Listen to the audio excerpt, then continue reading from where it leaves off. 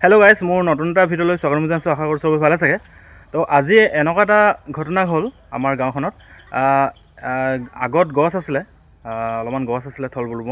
তো গছখিনি নদীত পেলাই দিলে নদীত পেলাব নালাগে একচুৱেলি সেইখিনি ডাঙৰ ডালে আছিলে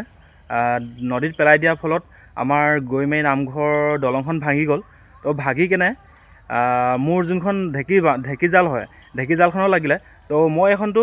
পইচা চইচা খৰচ কৰি কেনে মই এখন নিৰ্মাণ কৰিছোঁ মই মাছ কেতিয়াবা খাবলৈ বুলি তেনেকেতো ধৰি মেলি খোৱা নহয় তো সব গাইজ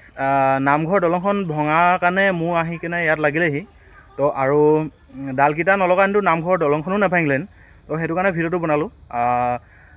কোনো যাতে বেয়া পাব নালাগে তো এইটো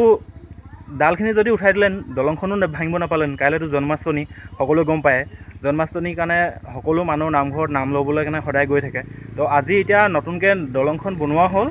তাৰপৰা যিমানখিনি মানে ভাগি গ'ল সেইখিনি আহি কিনে ইয়াত লাগিলেহি আৰু ডালখিনি সতে আহি কিনে ইয়াত লাগিলে তো এইখিনি এতিয়া ডালটো মই ইয়াৰ পৰাতো এৰুৱাব লাগিব গাইজ এইখিনিতো ইয়াত লগাই থ'ব নোৱাৰোঁ কাৰণ মোৰ জালখন পাতিব লাগিব তো এই ডালখিনি গৈ কিনে আকৌ পিছত আৰু আছে পাছত আৰু দলং আছে তো সেইখিনি দলং যদি এইখিনি এৰুৱাই দিয়া হয় হয়তো পিছৰ দলংবিলাকো ভাঙিব পাৰে তো সেইটো কাৰণে এনেকৈ গছ কাটিছে কাটক একো আপত্তি নাই কিন্তু পানীত পেলাই দিয়াৰ পৰা এতিয়া এখন দলং গ'লেই নামঘৰৰ তো এইফালে এইখিনি লাগি আছে তো হয়তো এই খুঁটাটো ভাগিবও পাৰে আৰু কাৰণ মই পইচা দি খৰচ কৰি কিনে বনাইছোঁ মই এখন এনেকৈ ভাঙি গ'লেতো মোক কোনো আহি বনাই নিদিয়ে তো নামঘৰ দলংখন বা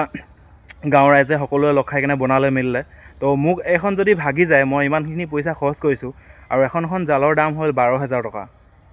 বা 8,000 টকা হয় তো ইমানখিনি খৰচ কৰি কিনে মই বনাইছোঁ তো এই খুঁটাটো ভাগি গ'লে মানে মোক কোনো বনাই নিদিয়ে তো জালখন ফাটি গ'লে কোনো মোক আনি নিদিয়ে বা কোনো চিলাই মেলি কোনো হেৰি কৰি নিদিয়ে তো এতিয়া এইখিনি হ'ল গছ ডালখিনি পেলোৱাৰ পৰা এইখিনি হ'ল তো যাতে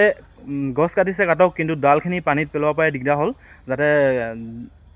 আৰু বেলেগ কোনোবাই যদি গছ কাটে তো পানীত নেপেলায় তো এনেকৈ দলং এখনটো গ'লেই এইখনো যাতে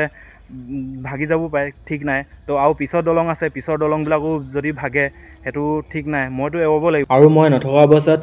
কেইজনমান আহি কেনে ইয়াত বহুত ডাল লাগিছিলে এৰুৱাই মেলি দিলে সেইকাৰণে ধন্যবাদ মই শুনিছোঁ দলংখন বনাব নোযোৱা বাবে কিছুমান মানুহে বেয়া পাইছে সেইকাৰণে নগ'লোঁ মই কাৰণ দলংখন ৰাজহুৱাভাৱে ভঙা নাই কাৰণ ব্যক্তিগতভাৱে ভাঙিছে সেইকাৰণে নগ'লোঁ মই কোনো যাতে বেয়া নাপায়গৈ পানী ঢেৰ আছে দেখিছে